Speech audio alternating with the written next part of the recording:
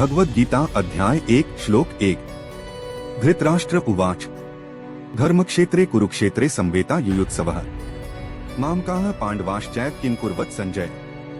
राजा धृतराष्ट्र जन्म से नेत्रहीन होने के अतिरिक्त आध्यात्मिक ज्ञान से भी वंचित था। अपने पुत्रों के प्रति अथाह मोह के कारण वह सत्यपथ से च्युत हो गया था और पांडवों के न्यायोचित राज्याधिकार को हड़पना चाहता था। अपने भतीजों पांडव पुत्रों के प्रति उसने जो अन्याय किया था उसका उसे भली भांति बोध था। इसी अपराध बोध के कारण वह युद्ध के परिणाम के संबंध में चिंतित था। इसलिए धृतराष्ट्र संजय से कुरुक्षेत्र की युद्ध भूमि जहाँ युद्ध होने वाला था की घटनाओं के संबंध में जानकारी ले रहा था। इस श्लोक में धृतराष्ट्र ने संजय से यह प्रश्न पूछा कि उसके और पांडव पुत्रों ने युद्ध भूमि में एकत्रित होने के पश्चात क्या किया। अब यह एकदम स्पष्ट था कि वे युद्ध भूमि में केवल युद्ध करने के उद्देश्य के लिए एकत्रित हुए थे। इसलिए यह स्वाभाविक ही था कि वे युद्ध करेंगे। धृतराष्ट्र को ऐसा प्रश्न करने की आवश्यकता क्यों पड़ी कि उन्होंने युद्ध भूमि में क्या किया। धृतराष्ट्र द्वारा धर्म क्षेत्रे धर्मभूमि शब्द का प्रयोग करने से उसकी आशंका का पता चलता है। कुरुक्षेत्र पवित्र भूमि थी।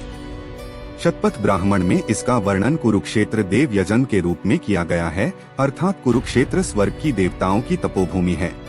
इसलिए इस भूमि पर धर्म फलीभूत होता है। धृतराष्ट्र आशंकित था कि कुरुक्षेत्र की पावन धर्म भूमि के प्रभाव के परिणामस्वरूप उसके पुत्रों में कहीं उचित और अनुचित में भेद करने का ऐसा विवेक जागृत न हो जाए कि वे यह सोचने लगें कि अपने स्वजन पांडवों का संहार करना अनुचित और धर्म विरुद्ध होगा और कहीं ऐसा विचार कर वे शांति के लिए समझौता करने को तैयार न हो जाएं। इस प्रकार की संभावित आशंकाओं के कारण धृतराष्ट्र के मन में अत्यंत निराशा उत्पन्न हुई। वह सोचने लगा कि यदि उसके पुत्रों ने युद्ध विराम या संधि का प्रस्ताव स्वीकार किया तो पांडव निरंतर उनकी उन्नति के मार्ग में बाधा उत्पन्न करेंगे। साथ ही साथ वह युद्ध के परिणामों के प्रति भी संदिग्ध था और अपने पुत्रों के उज्जवल भविष्य के प्रति सुनिश्चित होना चाहता था।